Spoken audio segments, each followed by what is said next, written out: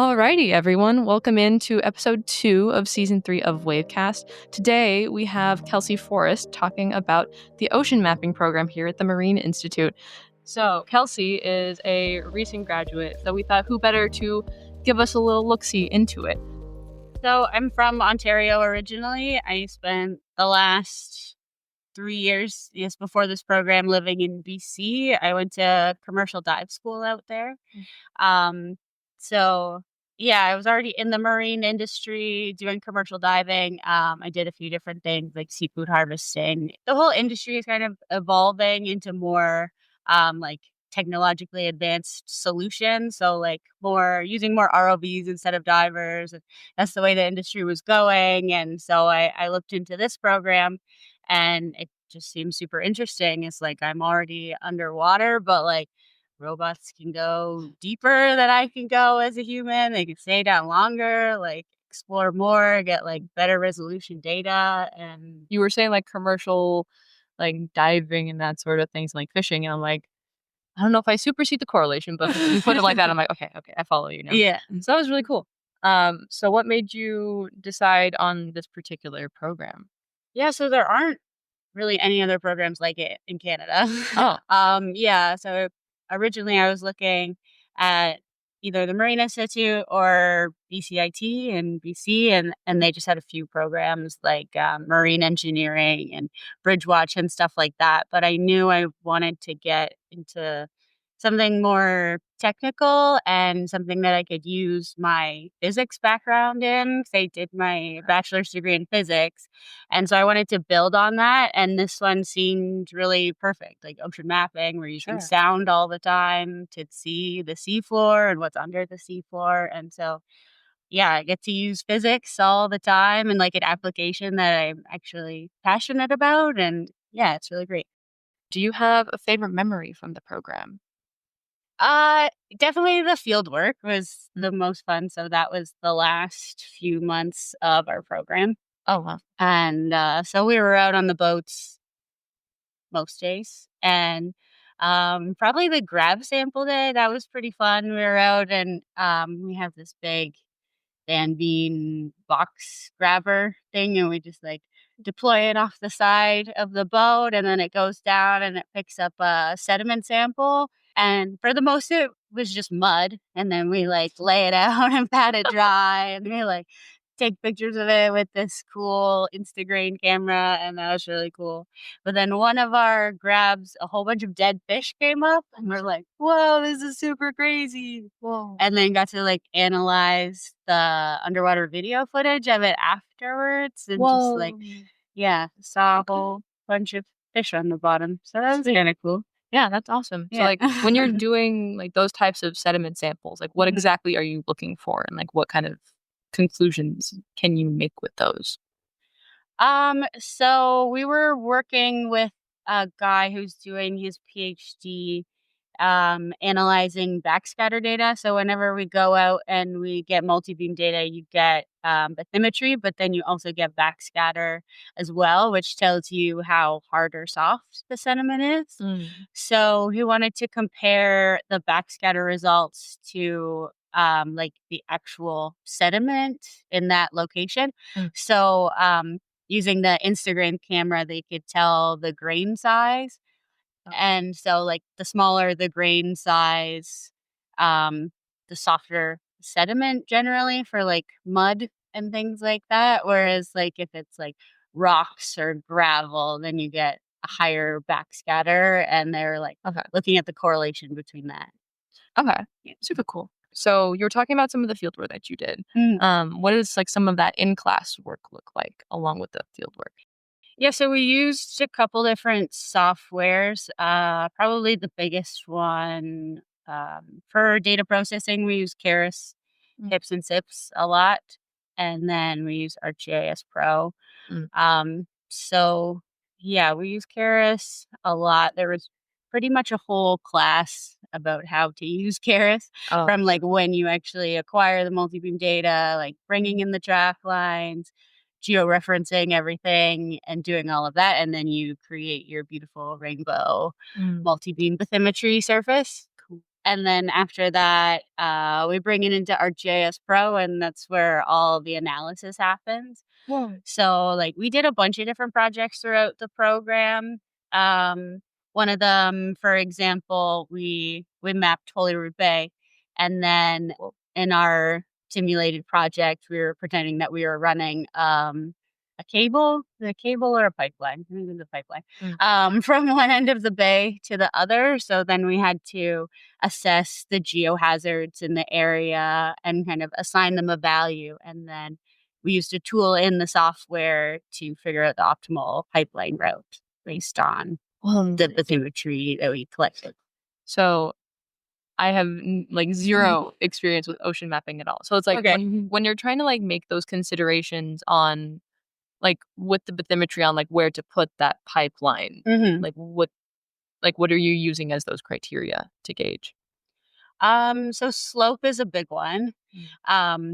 So you don't want to put it at like the bottom of a really steep slope just because risk of landslides and things like that. Sure. Yeah, you're just looking for anything that could damage the pipeline or any kind of asset that a company would be installing. So like cables and things like that as well. We were looking at the backscatter um, as well. So just like, I don't know if it looked like sediment could have moved in the last little bit, which it's hard to tell, especially just based on bathymetry. Normally, if a company is going in, they'll do like more extensive surveys and then they'll do like sub bottom and seismic as well. So you can actually look under the seafloor and then you have a bit of a better idea of the history of the area and like if there's fault lines, like how often sediment has shifted and when.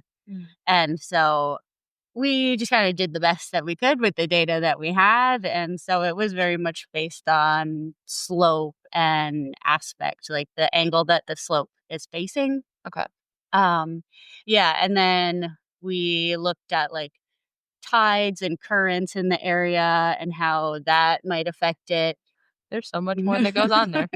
There is, yeah. It's very involved, but it's all very cool and it all ties together and it's all very real world. Like every project we did, it was very much applicable to what is happening in the industry. So I really liked that.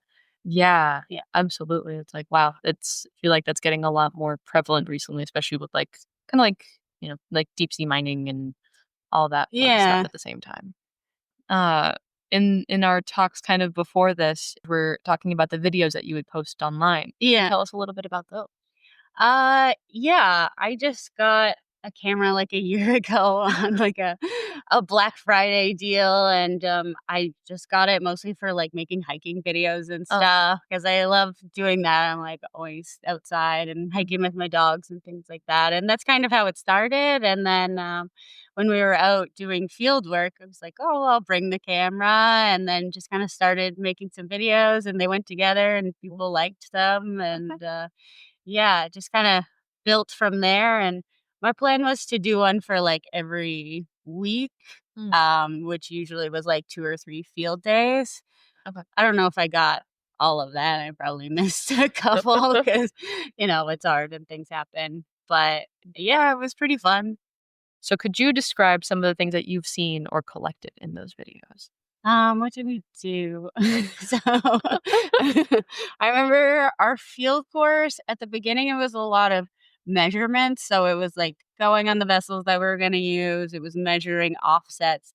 So essentially, the multi beam is mounted, it's mounted on a pole on the side of the vessel.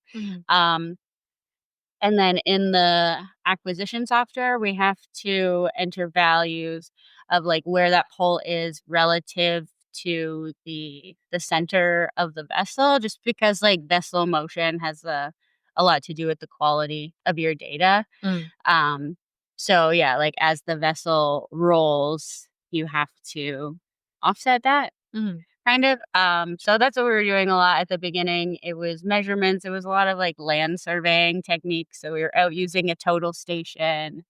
We did quayside calibration. So that was just calibrating the heading of the vessel. Yeah, so there's a sensor in the vessel, and we were seeing if that heading on the vessel was the same one that we were calculating using the total station. Okay. And then we also did shoreline delineation. That was fun. We were just like walking along the shoreline with like a base and a rover set up, and then we could go in later in the software and we could see exactly where we walked.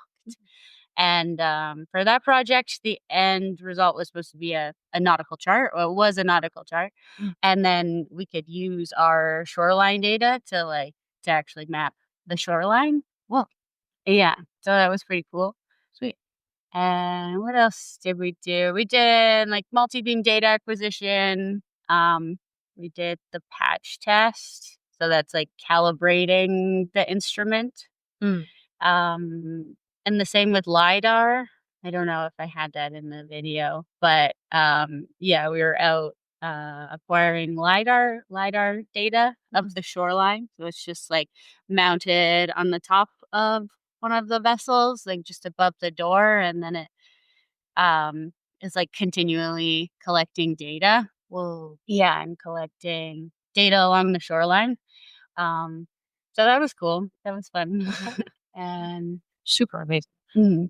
Definitely an experience I think I would think of a lifetime, but I say that about all field work.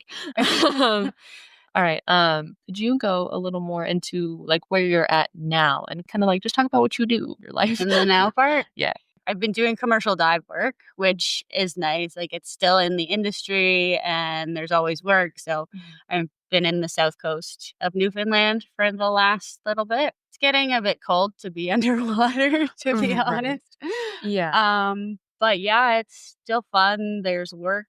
Um, I got to see a shark underwater the other day. That was pretty cool. Which I liked one? that. It was a blue shark. Cool. Yeah, it was probably like not a juvenile, but adolescent because it was only like 4.5, maybe 5 feet long, which is still pretty big, but they're curious and they swim right up to you and check you out. Yeah. That's so cool. So like in your commercial diving, like right now, like what are you looking for nowadays? So I'm working for a company that's a contract company for Cook Aquaculture. So it's just like maintaining the fish farms out there. Got you. Yeah, they were doing some treatments in the summertime, so a lot of what we were doing was, untying nets and then tying them back up underwater. We did some net inspections the other day, just swimming around looking for holes. Sometimes it's like running lines under the net, like if they're trying to do something else, like harvesting fish or something, there's always like a ton of lines running everywhere and things get caught up all the time. So they usually need a dive crew on site. So, like, what advice would you give to either like prospective students that are like considering the ocean mapping program versus those that are already in it? And like, yeah, what would you tell them? Or like a younger you at the same time? A younger me. I had so much fun and I feel like I learned so much. And it was all very like real world and applicable. And I feel so confident going into interviews now because we've done all the stuff. Like we've done everything that they do in the industry. It's like I look at the job applications and like they list the duties and it's like I've done that. I can do that. Like I can go into a job interview and be like, hire me. I know what I'm doing. So, in that way, I think the program was great and prepped us exactly for what we're going to be doing out there. Mm. So, yeah. Yeah, no, that's fantastic. Yeah, because I feel like a lot of times, like especially like before, like when you're just starting out in grad school, it can be really hard to like find that practical application of everything that you did. That's like there's so many like different niches you can occupy, but it sounds like you found like a program like um that gave you a lot of really good experience. Yeah. And then to like what exactly like they expect in the industry, that's really cool because I don't think it's always necessarily the case in some graduate Yeah. programs. So Yeah, for yeah, sure. I that's great. was glad it was more hands-on. So I think that was what I was looking for after I did my undergrad in physics. Mm. And then like I liked physics. It was really fun, but I never knew what I wanted to do with it. And then after like getting into commercial diving. Like, I like the hands-on part of that. And so I was always looking for something to combine them, but I just didn't know what it is. And then it was like this program was just everything. So it's like, oh, all right. So are there any places in particular that you're interested in mapping? So right after school, I got a short job in the Arctic. I was up there mapping for 3 weeks, and that was really cool. It's really interesting because whenever I've been out on boats before for like dive jobs, we go out and we use a like electronic nautical chart, and so everything's mapped. Like you can see where the rocks are, you know where you're going, and up there there's, like, nothing. Like, there's, like, no data unless it was data that they had gotten in previous years, and sometimes it was just, like, a sounding here and a sounding there, Whoa. and other than that, it was just nothing, and so we're, like, out mapping, like, driving the boat back and forth, and then sometimes it starts to get really shallow and you like see on the software and it's like coming up, it's like 10 meters, 8 meters, 5 meters. Like, is it gonna stop? Like, how shallow is this gonna get? Like, I don't know. But yeah, that was really interesting and eye-opening, and, just, like, the bathymetry there was so interesting. It's, like, all these channels kind of, like, funneling out that would get really deep, like, 120-meter channels, and then it would come right up to 10 meters, and then again on the other side, like, go down, and there's, like, a 100-meter channel, and yeah, it's so cool. Whoa. Yeah, no, it's like sometimes that plagues my brain in some ways where it's like you kind of forget how little we know about the ocean. And so like Yeah. especially like, and then like when you put it like with the Arctic kind of on top of that, it's like, oh, it kind of like not to be a nerd here, but like Star Trek, it's like the final frontier is the Yeah. Arctic. And so Yeah. yeah. Yeah, definitely. You can, like, see it up there, like, you can already see, like, more industries coming up, like, there was a big, container ship up there, they were offloading, and that was pretty cool to see. No kidding. That's just for like research stations up there? Because I'm like, I'm not sure like what they would be like who they would be delivering to. So we were near a little town called Kingate. Oh, okay. So they were just delivering stuff to the town. Okay. But even when we were up there, I don't think we actually saw any other vessels, but like you can see it on the AIS, the vessels around, and there was a bunch of different vessels in like around different towns, doing the same thing that we were doing. I think there was like a CHS team up there that has been trying to map different areas of the Arctic for a while. But it's just so vast. Like there's so much area. It's so crazy. Like you look on a map and it doesn't really do it justice, I think, especially because like the proportions on the map are a little bit distorted. So like things look small, but then you go up there and it's like, whoa, there's so much area. Especially in the summer when there's no sea ice and then you get out there and it's just ocean forever. Yeah, no, it's like in my data class recently we were talking about maps and different projections. It's like one thing to kind of like approach it from our like fairly like median point, but then it's like, everything just fails to like encapsulate what happens at the poles. And so like that translates into a lot more areas than just map projections, but also like in terms of like how we do the research out there. Because, I think in the grand scheme of things, like research in the Arctic has only been happening pretty recently. Yeah. So what's the thing that you're most excited about in like the prospect of like your mapping career?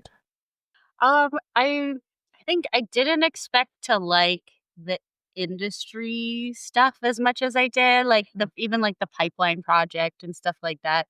Kind of seeing it through from beginning to end, from like collecting the data to processing to analyzing and actually like coming up with a conclusion and then being able to present that conclusion to a client and be like, we did all of this and based on our expertise, like we suggest this, and that was really cool. Yeah, I think it just like makes us feel, yeah, like experts in the field already. Like I know one of our teachers, Sean, all the time. He's like, "You guys are the experts. Like they're coming to you for the answers," and it's a lot of pressure, but it's also like in a way, like, whoa, like I kind of have like, a lot of influence, I guess. and like in Yeah, that sense, like very like empowering and that sort of thing. definitely. It's kind of like Yeah, I feel like it's very easy in like the academic world to get kind of funneled into this hole of imposter syndrome. But I feel like if you're doing like the practical definitely. applications, it's like there's a lot more of like,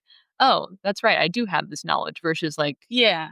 being the point of like I must create knowledge, but also falling into this hole of I don't know what I'm doing. Yeah, I think coming from kind of like a marine protection or conservation side of it as well. So, like, if a company wants to install a pipeline, like, you can suggest that they avoid a sensitive area.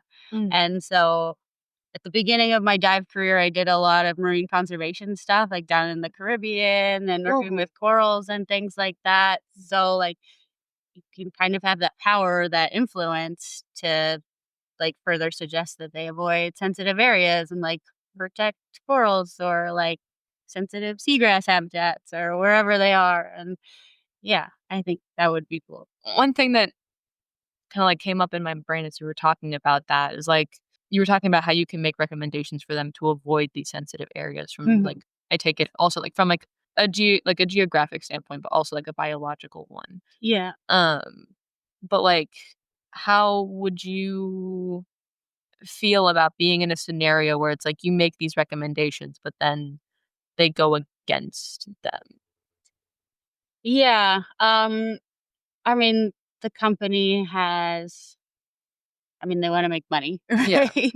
um, and so like when we were doing the pipeline project, a big part of it before coming up with like a optimal pipeline route was like weighting the different hazards. So it Mm. kind of like it depends on what the company values most. So like if they really want to value their image and conservation, then maybe they value avoiding the sensitive areas most. If Mm. they're looking to cut costs on this, then maybe they want the direct pipeline route most. So they have like less material Sure. and that's a bit cheaper for them. So maybe they don't like it's not as high of a priority for them to make sure that they're avoiding these sensitive areas. Mm. And maybe their priority is just asset protection. They want it to last Mm. as long as possible. Right. So the highest priority is avoiding like steep slope areas. Mm. So you can suggest what you want, Mm. but at the end of the day, the company is going to decide like what their priority is. Right. Yeah. Any advice or like points you feel like you have for people that want to get into like this ocean mapping field? Yeah. Learn the software. There were some times during the program where would download some free multi-beam data online and then it would be like for a project, but then I would get sidetracked and just like do stuff on my own. And I was like, this is really cool data. I just really want to play with this and see what I can do by myself. And Oh, yeah, that's super it's cool. really fun. There's a lot of data that hasn't been processed Mm. yet. It seems like Huh. some of it's like really huge files. Like I Oh. remember downloading these giant zip files and it would be like, I don't even know, like 20 gigs of data. Because it's all like individual soundings, right? Like the multi beam, they have like Yeah. 200 and something beams or Mhm. something. So each beam, there's one sounding, and then they're collecting a sounding like every second or like more than every second for however long, like 30 minutes sometimes. It's Wow. a lot of data. No kidding. Yeah, data management's definitely a big part of it. Okay, so I'm really curious though, like when you're looking at the like multi-beam data, Mhm. like what is it?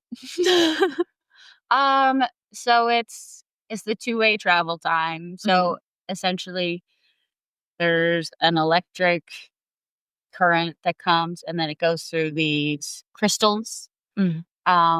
There's like some other types of multi-beams that operate slightly different ways, I think. But generally it's like some kind of ceramic material or crystals and it converts the electricity into like a vibration Mm. and then the vibration travels through the water, hits usually the seabed is like the most intense return and then comes back.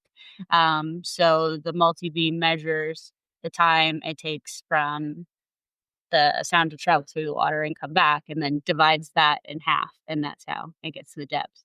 Okay. Yeah. I got But then for like backscatter that I was talking about earliher, it also measures the intensity of the sound that you. comes back. So the sound gets attenuated as it travels through the water. So different things like water temperature, salinity, if there's like any particles in the water, like if there's freshwater input, stuff like that. It can attenuate the sound a lot, and so you're losing a lot of that intensity. Um, but then it also depends on the the seafloor composition. Mm, So if it's mud, a lot of the sound energy is just getting absorbed in the mud and it just keeps traveling. right. But if it's rock, then it just bounces straight off pretty Mm, much, and then you get a much higher intensity return. And that's how we can tell the okay. depth and the what the seafloor is made up of pretty Okay. much. Yeah. So Okay. we get a lot of data from like one instrument. It's Mm. pretty cool. Yeah. No, that is super cool. So, Mhm. I come from a background of like ecological physiology and a lot Okay. with and now it's kind of like translating that into like fishery science, but now it's like how climate change affects communities rather than just like individuals and then how you can Okay. extrapolate that out. And so like when you're Okay. talking about like the attenuation of sound based off of like salinity and like freshwater input and that sort of thing. Mhm. Like, is that like that kind of like resonated with me a lot? Is that useful knowledge to you, or is that just like something that kind of hinders your ability to like make certain conclusions depend or it's like kind of just like a confounding effect, shall we say? So when we go out and we collect the data, before we start collecting any data, we do a sound velocity cast. Oh. So we're actually measuring the sound speed throughout the water column. So we know the sound speed. And we'll, like, analyze that, and then we usually input that into the acquisition software, so Okay. it's, like, applied directly. So it's not necessarily, like, causing an error or anything Okay. at the end because we're continuously measuring it, but you kinda like, you have to do it at different points throughout the acquisition. So, like, if you did it at the beginning at a point over here, and then maybe you travel with your boat like along the coast, and then there's like a waterfall and a big water input. Like you would want to do another sound velocity cast over there, and if you don't, your data might be way off. Mm. So it's definitely something to consider. It is a big source of error in in processing. Like a lot of the time, if you go in and your data looks like way off, like a lot of seasoned professionals can look at data and they're like, "Oh yeah, that's sound velocity. Like you didn't do enough sound velocity casts, or like you have to apply a different one, or something like that." It is really important and affects the data a lot. I can only imagine how much of a headache that has to be. It's not too bad. I mean, I guess it depends on the area that you're in. So when we were mapping up in the Arctic, there wasn't too many like big variations like that. Mm. But also we were pretty far from land.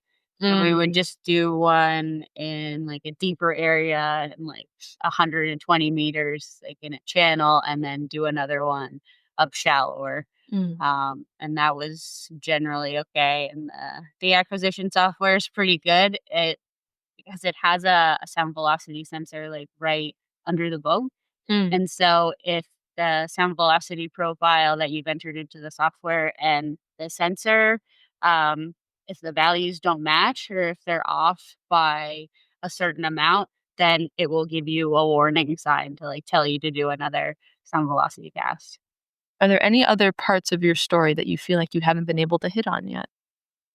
Like coming from my background, I think I don't know, maybe I'm biased because I feel like it was so perfect for me. It was just like physics and diving together. Let's map the ocean. Awesome. Oh. Yeah. And it was actually, oh yeah. So I was, when I first started diving, I went to Mexico and I did this marine conservation internship Ooh. thing. And we were like monitoring the coral reefs and the health of them. And that was really fun. And during that internship, we had to do presentations on something we thought was interesting. So I actually did a presentation on like how sonars work and how how they map the ocean and stuff Okay. like that. And that was like way back in 2018. Like that was so long ago. And after that I like never did anything with it. And now I like always look back on it like it was foreshadowing. Like I always thought it was cool. Honestly, it's not too dissimilar from my story, where it's like marine biology love as a child and then like became estranged from it for a time and then Mhm. came into college and was like, you know what? I marine biology is pretty cool. Let's go back to that. Yeah. And so, yeah, life has a funny way of coming back around like that. Yeah, So, definitely. yeah. So like, wow. So like, how long would you say like there was in time? So like from that time in Mexico Mhm. to then your program here. Yeah, so I started the program in 2023, I guess 5 years there. Um, yeah, I was living in Mexico up until 2020, and then I Mm. moved back to Canada during the pandemic. Mm. I was working as a dive instructor at that point. That was really fun. I really enjoyed it.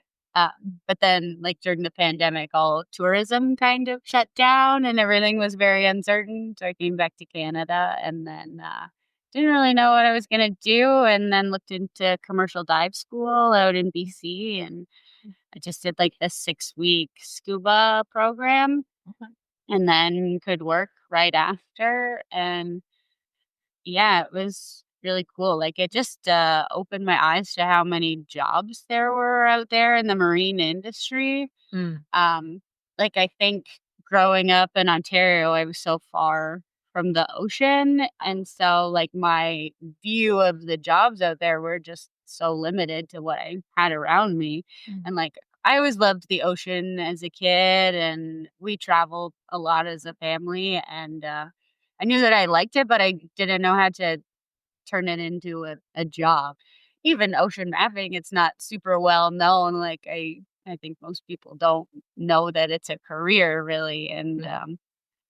And now it's growing with more like offshore infrastructure and yeah, offshore wind being more of a thing and like telecommunications cables everywhere. Like there's all these applications for ocean mapping that you would never think of. Yeah.